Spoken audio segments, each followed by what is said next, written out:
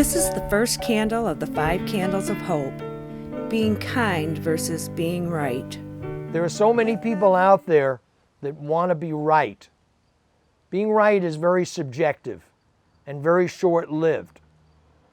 But being kind can be forever. We all remember acts of kindness in our life that have changed our lives and have transformed our lives. I went into a Red Robin restaurant and the waitress came over and she said, "What would you like to drink?" And I said, "I'll have a Diet Coke." And she said, "Oh, I'm so sorry. We only have Pepsi products." And then she said to me, "Do you really want a Diet Coke?" And I said, "That would be great, but I understand." She said, "Well, let me see what I can do to make that happen." She said, "There's a 7-Eleven across the street. I'll go over and get you a Diet Coke." Well, I got up and I gave her a hug, and I told her just the gesture alone was sufficient. About 10 minutes later, it was June 5th, 7 years ago. She came running into the restaurant, beads of sweat on her forehead, and on her tray were 2 Diet Cokes. Well, I did all the obligatory things I thought I should do. I told her manager. I gave her a big tip. But here's the teaching moment. I left that day, and as I drove away, I thought if she could go the extra mile at 18, then I can get up every single day of my life and do something for someone to make a difference in their life. That 18-year-old girl that went across the street to get the Diet Coke changed my life. And so what I did was I took what she did and I made it a ripple in the lake. And I don't know how far that ripple is even gone, but I am absolutely committed in some way, shape, or form as I look at my hourglass running down. I am committed to seeing it better out there.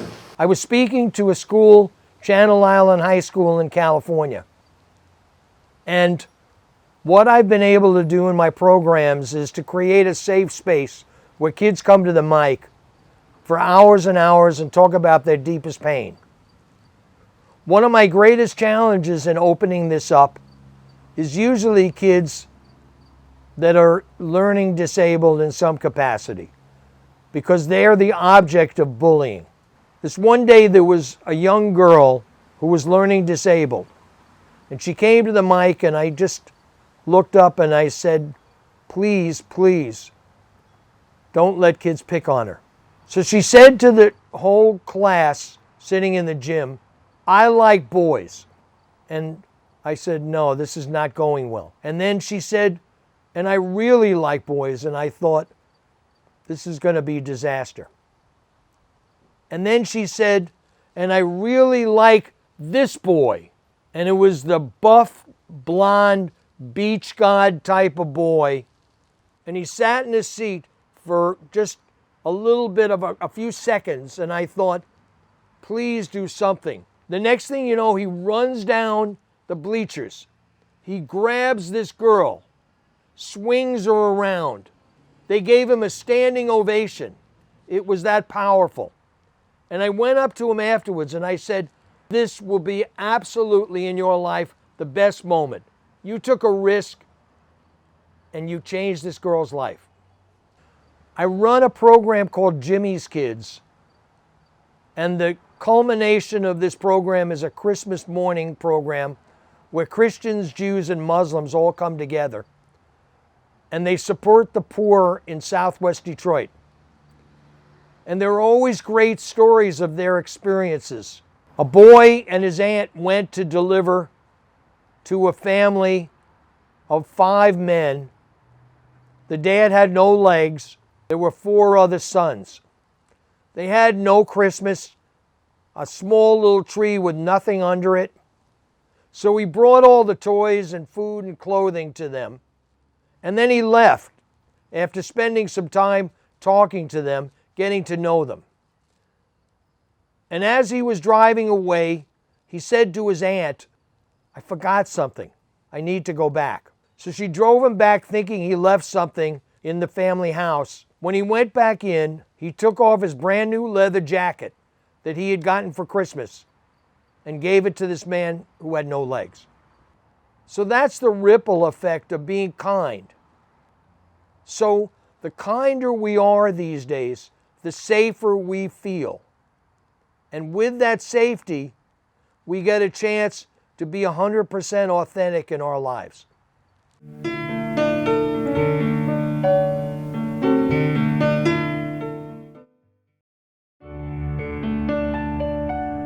This is the second candle of the 5 candles of hope. Intimacy versus loneliness. Cigna, the medical company, just did a nationwide survey in this country. The findings were that 54% of the people in this country admitted to being abjectly lonely. I grew up in the Upper West Side of New York. There was a woman in my apartment building. Her name was Mrs. Levy. And we used to ride up and down the elevator together. And she would always invite me in for cookies. And she had 5 locks on her door. And she was one of those people that didn't seem like she had many people in her life. But she was so happy to have me in there.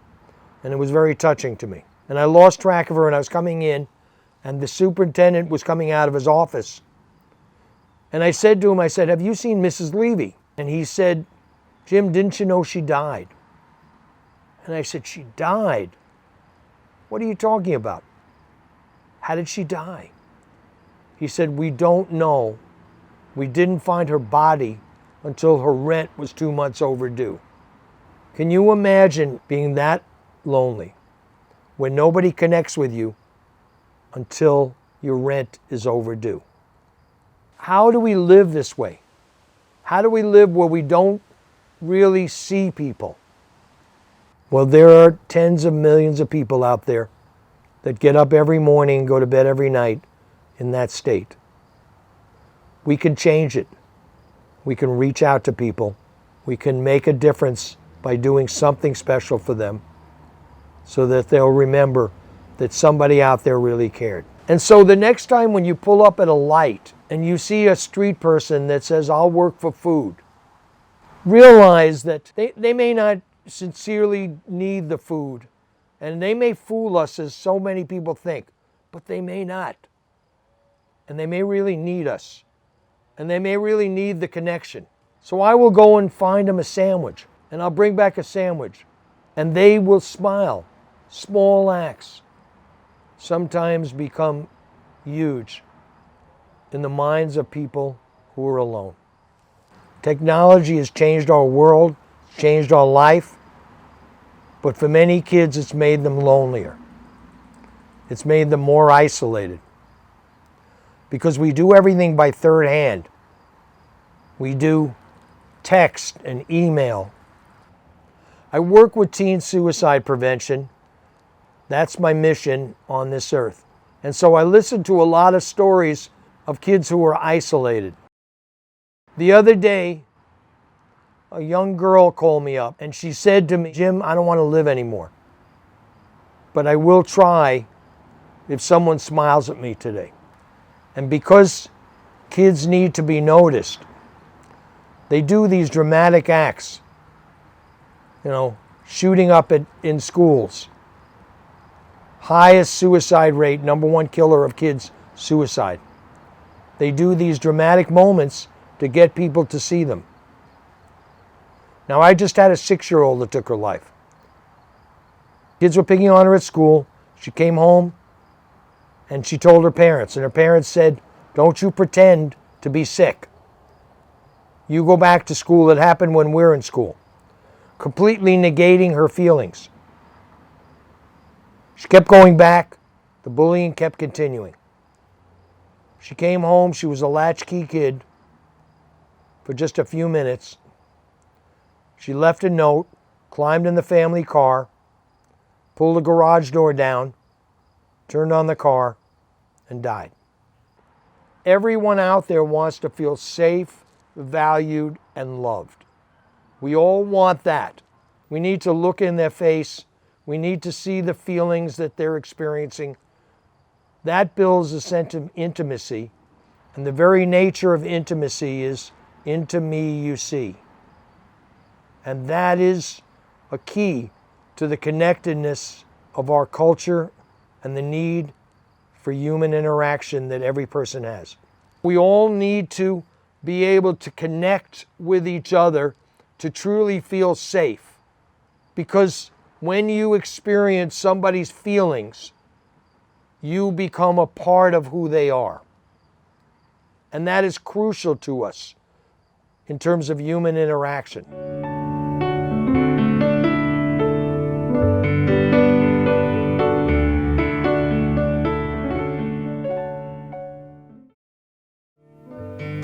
This is the third candle of the 5 candles of hope. Power versus prestige.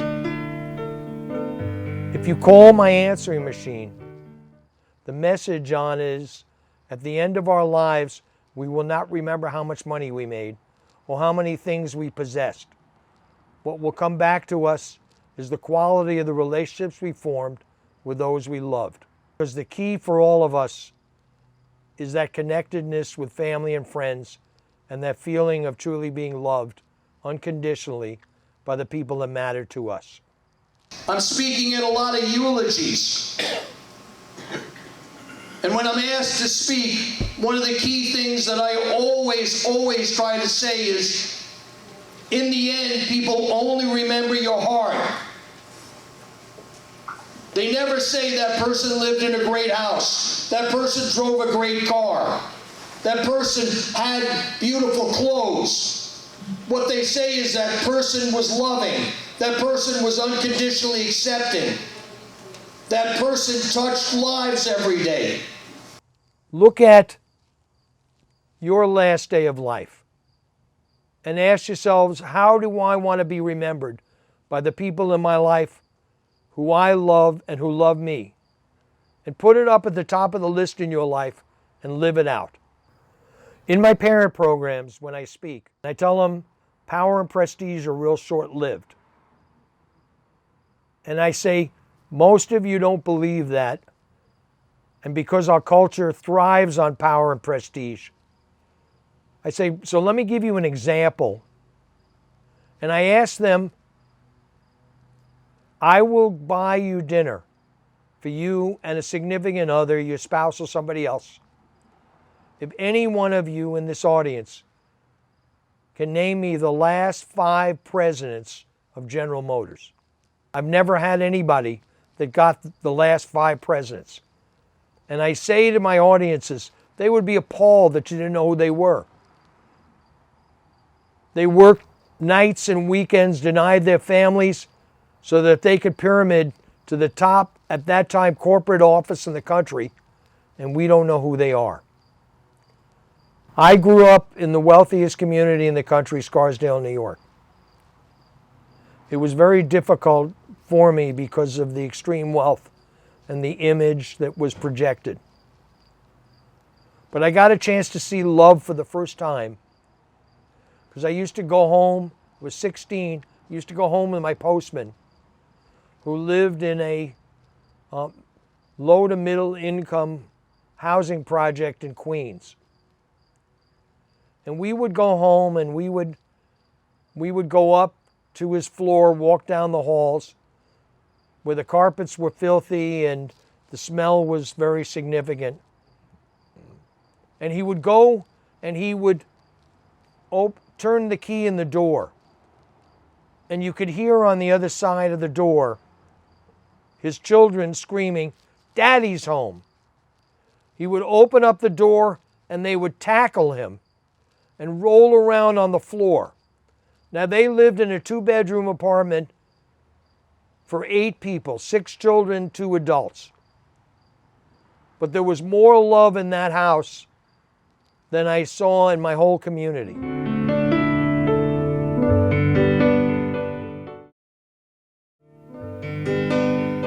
This is the 4th candle of the 5 candles of hope.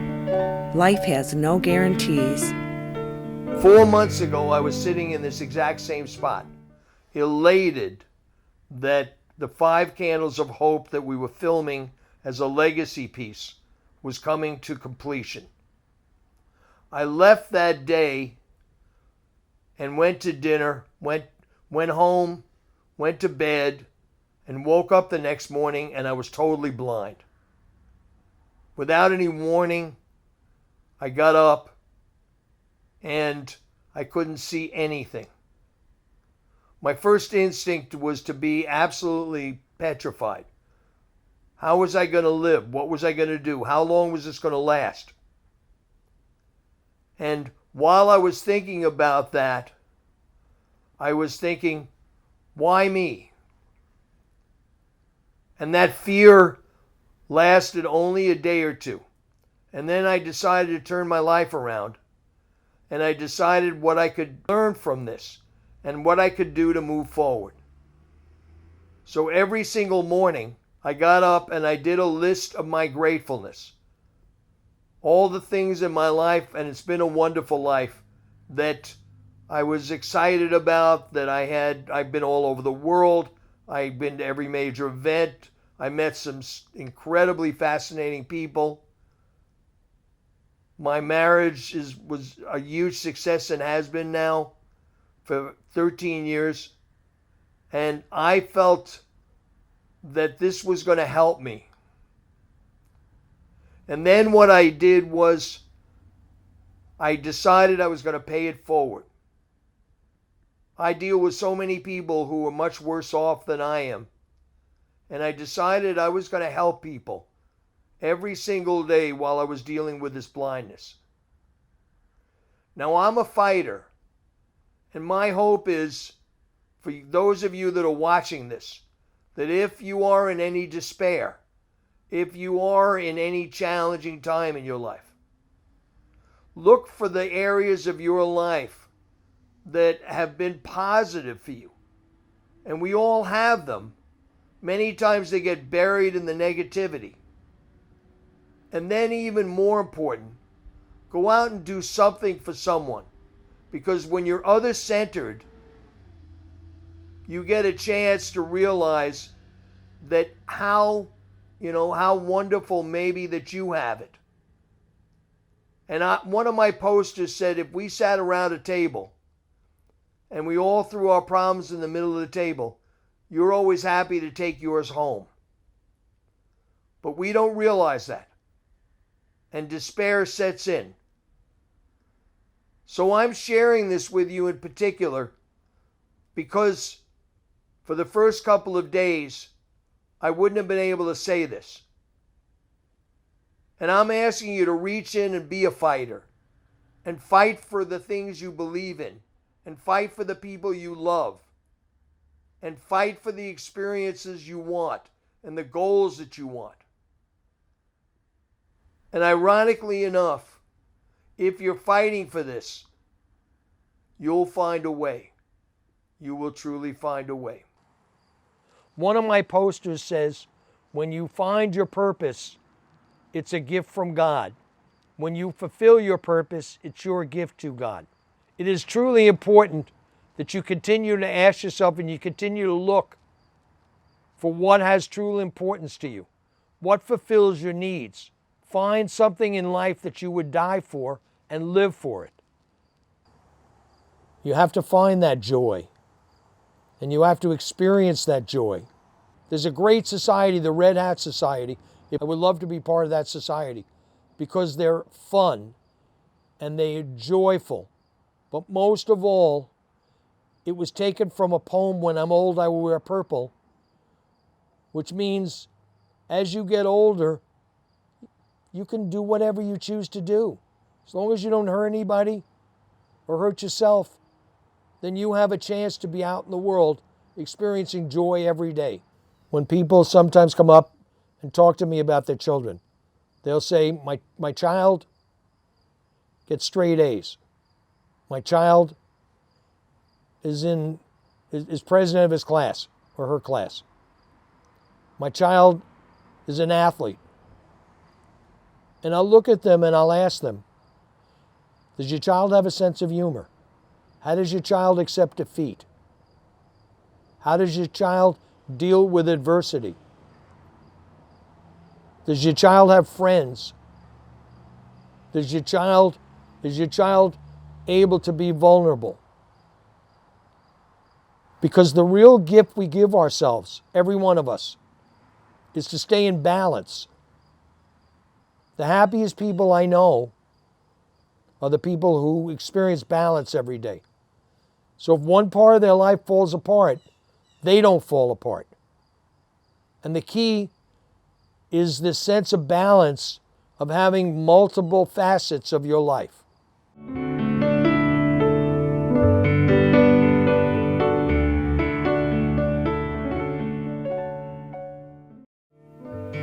This is the 5th candle of the 5 candles of hope, embracing the magic of the moment.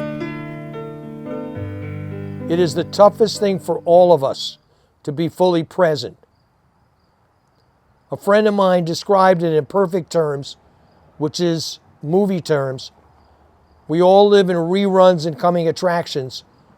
We never live in the movie. When we're not fully present, we're busy looking around for the next hit or feeling the pain of past experiences. What the moment does is it gives us a fresh start every day to be able to be truly present. There aren't a whole lot of things that change how you look at the world, but Jim has figured out a way to do that.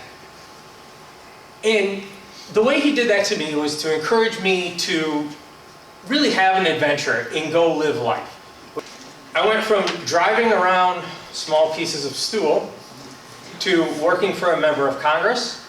I'm a pilot, a volunteer firefighter, a search and rescue pilot with the United States Air Force Auxiliary, and most recently I became a merit badge counselor for the Boy Scouts.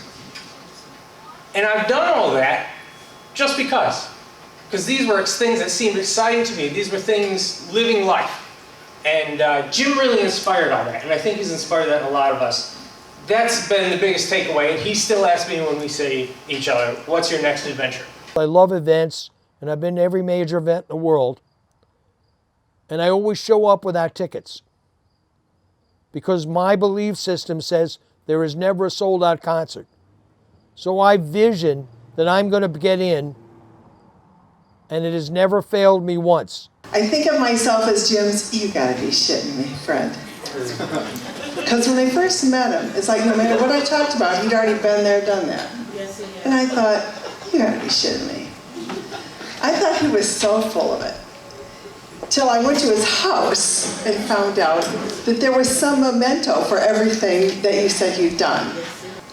I was going to San Diego one time and I said, hey Jim, I'm going to be out in San Diego. He says, you got to connect with Peter, my friend. He's a bullfighter. And I said, you got to be shit. But I called Peter when I was out there and I went to a bullfight. Thanks, Jim. And I've taught so many people how to do this. But the magic isn't showing up. Woody Allen said 80% of life is showing up. A friend of mine has a phrase that I love to use. It's sitting on a sign on my desk. And it says, if you can't say hell yes to something, say no. This is what I do in terms of my life. If I can't say hell yes and commit fully to something, then I don't want to be part of it. And it saves me this indecisive behavior, and it's given me such insights and such successes and a lot of life filled with joy. I want to thank all of you who have viewed this production. My hope is that you will take some of the things insightfully that you've experienced through it and pay it forward. Continue to make a difference in other people's lives, and somehow, some way, we will make this world a better place, because we're all in this boat together. And my feeling is the kinder we are to each other, the more we have a chance to keep that boat afloat.